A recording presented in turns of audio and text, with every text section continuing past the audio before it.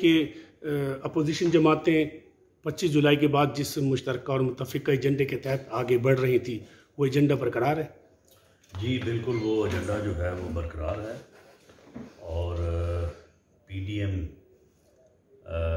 ने जिस यानी बयानिए पे जिसके 26 नकात थे उनके ऊपर इत्तफाक किया था।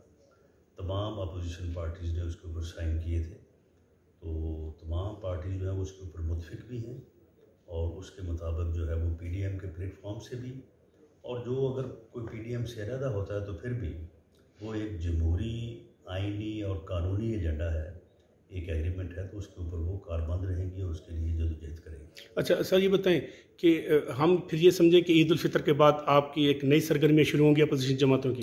जी, ईद उल फितर के बाद PDM की सरबराही मीटिंग होगी और उस मीटिंग में इस हुकूमत के ख़िलाफ़ जो है वो जदोजहद को और ज़्यादा तेज़ और मुनज़्ज़म किया जाएगा और उसमें जो स्टेप्स या जो तरीक़ाकार वज़ी होगा या फैसले होंगे तो उसके ऊपर इंशाअल्लाह अमल होगा। अच्छा सर, हम ये भी देख रहे हैं कि पाकिस्तान मुस्लिम लीग नून के कायद मोहम्मद नवाज शरीफ साहब ने शुरू से जो बयानिया और मौक़िफ़ अख्तियार किया वो उस पर न सिर्फ डटे हुए बल्कि दीगर जमातों को भी उन्होंने कायल कर लिया है। उस फैसला कुन मरहला नवाज शरीफ की क़यादत में या नवाज शरीफ की रहनुमाई में वो फैसला कुन मरहला आप समझते हैं शुरू हो जाएगा?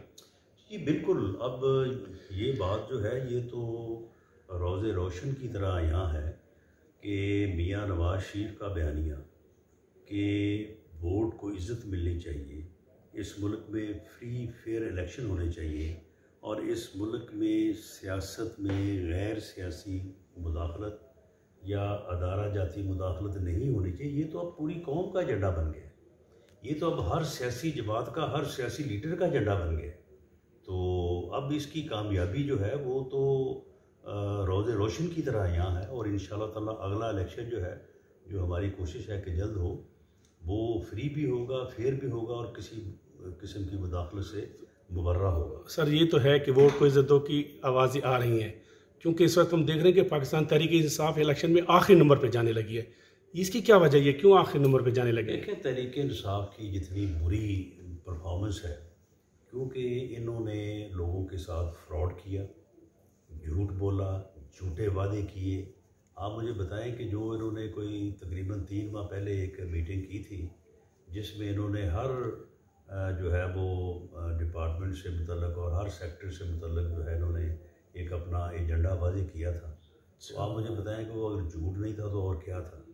इन्होंने कर्ज़ों की अदायगी से लेके रोज़गार तक और जो है वो 50 लाख घरों तक और इंसाफ और मनी लॉन्ड्रिंग ख़त्म और करप्शन ख़त्म, क्या कुछ इन्होंने जो है वो फ्रॉड नहीं किया कौम के साथ। तो जब अब वो सारा एक्सपोज हो गया है कि ये सारा इनका झूठ था और मासवाए अपोजिशन से इंतकाम लेने के, और वो भी झूठा इंतकाम, झूठा से मुराद ये कि झूठे रेफरेंस, झूठे केसेस बनाए गए, तो इसके अलावा तो कोई और इनका जो है वो एजेंडा है नहीं। तो इसलिए अब मैं समझता हूँ कि अगले इलेक्शन में PTI के टिकट पे लोग जो है वो इलेक्शन कैंपेन नहीं कर सके। अच्छा सर, ये बता दीजिए 249 मुस्लिम लीग नून के हक में इलेक्शन कमीशन ने फैसला दिया रीकाउंटिंग होगी, तो क्या कहेंगे उस सवाल?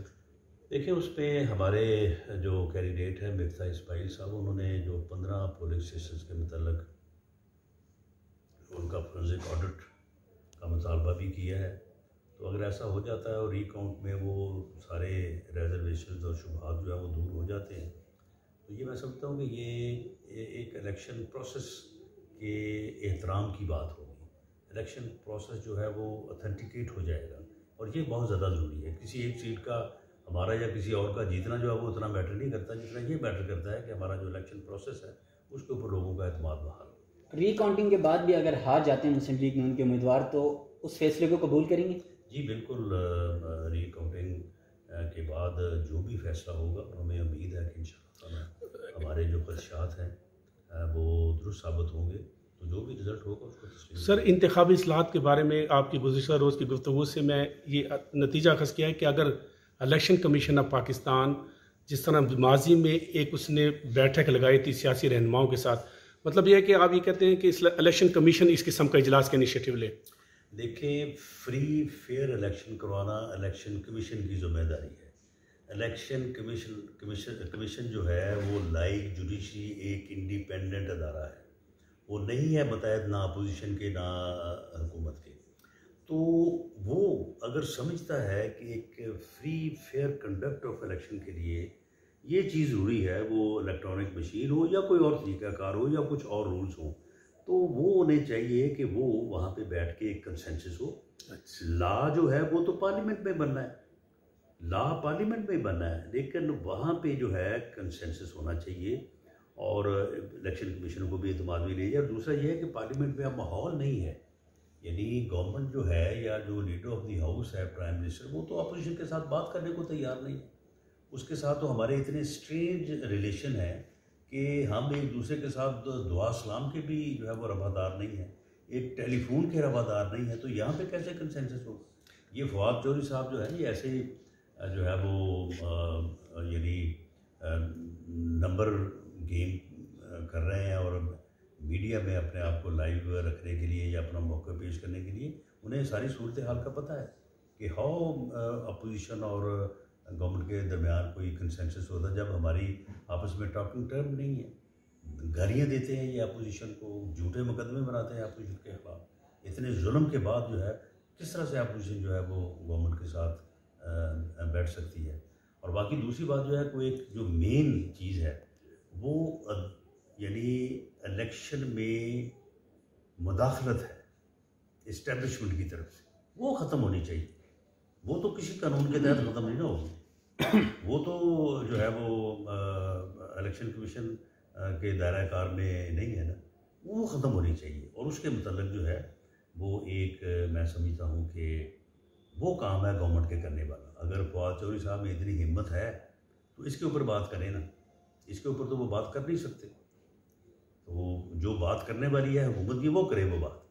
बाकी इलेक्शन इस्लाहात जो है वो बिल्कुल इलेक्शन कमीशन के पास बैठ के कंसेंसस होना चाहिए, बाद में इलेक्शन होनी चाहिए इन पार्टी। सर वज़ीर-ए-आज़म ने 3-4 दिन पहले गिलगित में तकरीर करके अपनी कई गलतियों का एतराफ़ किया है, तो आप क्या समझते हैं कि ये नेशनल सिक्योरिटी के लिए कुछ इसका खदशात तो नहीं है? नहीं, मैं समझता हूँ उन्हें अपनी गलतियों का एतराफ़ करके रिज़ाइन करना चाहिए और मुल्क को फ्री और फेयर इलेक्शन देना चाहिए। सिंपल गलतियों का एतराफ़ जो है ना उससे कौम की तो कोई भलाई नहीं होती।